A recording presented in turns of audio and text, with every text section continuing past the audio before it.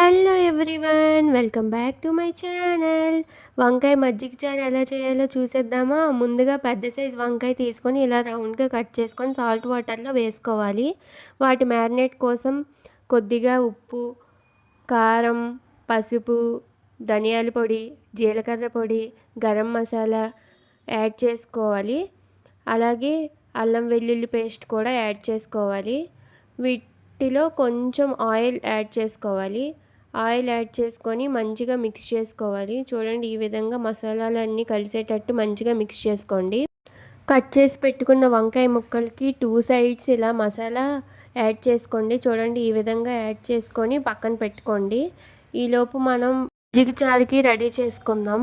ముందుగా ఒక బౌల్లో పెరుగు తీసుకోండి. మీకు కావాల్సినంత క్వాంటిటీ పెరుగు తీసుకొని అందులో కొంచెం మాత్రమే వాటర్ యాడ్ చేసుకోవాలి. ఎక్కువ వాటర్ యాడ్ చేయొద్దు. ఈ విధంగా వాటర్ని పెరుగుని మిక్స్ చేసుకోండి. అందులో కట్ చేసి పెట్టుకున్న ఆనియన్స్ని, పచ్చిమిర్చి, పుదీనా, కరివేపాకు, కొత్తిమీర కూడా యాడ్ చేసుకోండి. యాడ్ చేసుకొని మంచిగా మిక్స్ చేసుకోండి. అందులోనే కొంచెం పసుపు కూడా యాడ్ చేసుకోండి. పసుపు యాడ్ చేసుకొని కూడా మిక్స్ చేసుకోండి.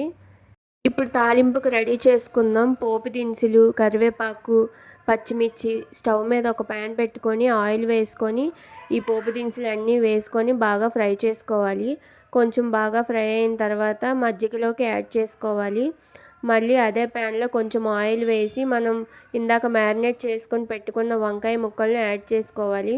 ఈ విధంగా యాడ్ చేసుకొని మంచిగా ఫ్రై చేసుకోండి. బాగా ఫ్రై అవ్వనివ్వండి. ఇక్కడ ఇండక్షన్ కాబట్టి నాకు సరిగా తెలియలేదు. స్టవ్ మీద అయితే చాలా బాగా వస్తాయి. ఇంకా బాగా ఫ్రై అయిన తర్వాత మజ్జిగలోకి యాడ్ చేసుకోండి. చూడండి, ఎంత బాగుంది కదా మన వంకాయ మజ్జిగ చారు రెడీ. మన ఛానల్ని ఎవరైనా ఫస్ట్ టైం చూసినట్లయితే సబ్స్క్రైబ్ చేసుకోండి. Thanks for watching.